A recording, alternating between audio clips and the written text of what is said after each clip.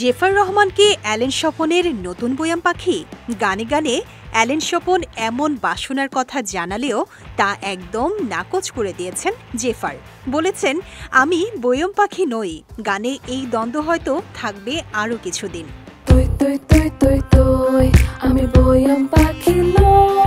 19 March বিকেলে প্রকাশ পেয়েছে চরকি original series মাই shelf Allen Swapan 2 এর গান বয়াম পাখি 2.0।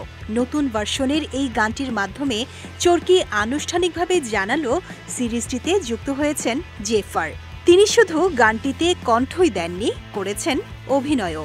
এর আগে চরকি অরিজিনাল ফিল্ম মনোগামীতে অভিনয় করেন জেফার। এবার নতুন সিরিজে দেখা যাবে তাকে।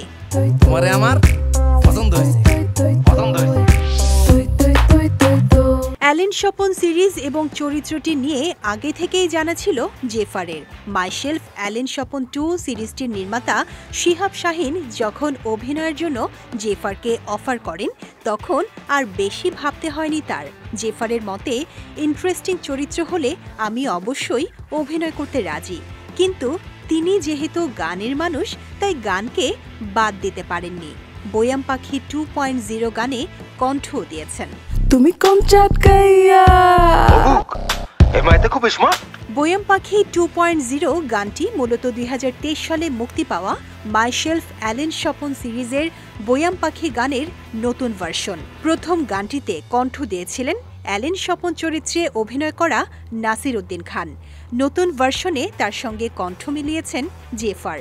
খোয়াম শানু সন্ধির সুর ও সঙ্গীতায়োজনে গানটি লিখেছেন খোয়াম শানু সন্ধি, ম্যাক্স রহমান ও শেখ কোরাশানি। বালেতে হতানো হ হজে নগজে হজে ফেমত পরে বুঝে কুচে তুন গজাই।